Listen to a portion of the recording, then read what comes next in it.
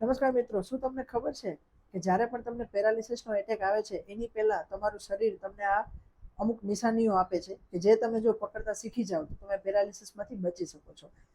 પહેલી નિશાની છે ચહેરો વાંકો થવો. એટલે કે જો તમને એવું લાગે છે કે અચાનકથી તમારો ચહેરો વાંકો થઈ રહ્યો છે, અથવા તો તમારી આંખ છે એ બરાબર બંધ નથી થઈ રહી, અથવા તો તમે જ્યારે થૂક અથવા કોગળો કરવા જાઓ છો ત્યારે પાણી છે એ હોઠની સાઈડમાંથી નીકળી જાય છે, પ્રોપર એનો થ્રો થતો નથી. તો આ પહેલી નિશાની હોઈ શકે છે પેરાલિસિસની.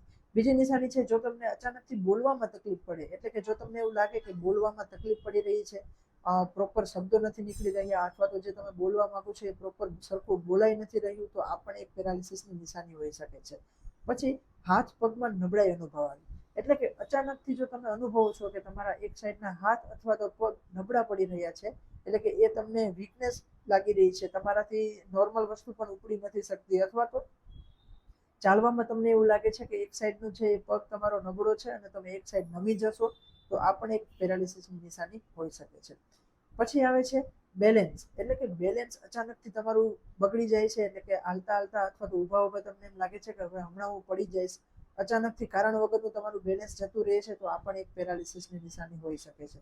પછી જો તમને માથાનો દુખાવો હોય અને સાથે સાથે ઉલટી ચાલુ થઈ જાય, એટલે કે સતત મતલબ સિવિયર માથું દુખવા માંડે, સારું એવું માથું દુખે અને સાથે સાથે ઉલટીના લક્ષણો જોવા મળે, તો આ પણ એક અમુક કેસમાં આ પણ છે એક ગંભીરતાની નિશાની કહી શકાય છે કે જ્યારે માથાનો દુખાવો અને ઉલટી, કોઈ પણ જાતની પેટની તકલીફ વગર ઉલટી આવવી અને માથાનો દુખાવો થવો, આ બંને વસ્તુ એક સાથે જોવા મળે તો તમારે તાત્કાલિક હોસ્પિટલ જઈ અને એક વખત નિદાન કરાવવું જોઈએ.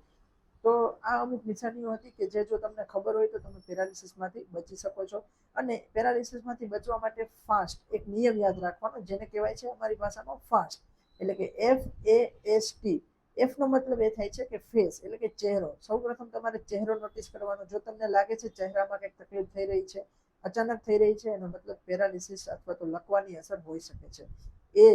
એફ પછી આવે છે એનો મતલબ થાય છે આમ, એટલે કે હાથ અને પગ બંને લઈ લેવાના. એટલે કે હાથ અથવા પગમાં તમને નબળાઈ અનુભવાય છે, એવું લાગે છે કે હાથ અને પગમાં થોડીક બેલેન્સ જતું રહ્યું છે, તો એ છે પેરાલિસિસની અસર હોઈ શકે છે. પછી આવે છે એસ એટલે કે સ્પીચ એટલે કે બોલવું. જો તમને બોલવામાં તકલીફ જણાય છે, અથવા તો શબ્દો પ્રોપર નથી નીકળી રહ્યા, અથવા તો તમે જે બોલવા માંગો છો એનો ટોન બરાબર નથી નીકળી રહ્યો અને સડનલી આવી તકલીફ થઈ ગઈ છે, તો આ પણ એક નિશાની હોઈ શકે છે.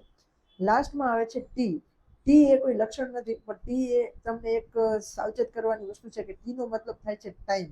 એટલે કે ઉપરના ત્રણમાંથી કોઈ પણ લક્ષણ એક સાથે તમને જોવા મળે, અથવા તો વારાફરતી એક પછી એક આ લક્ષણ જો આવે, તો તમારી પાસે ટાઈમ ઓછો છે. ફટાફટ તમારે તમારા નજીકના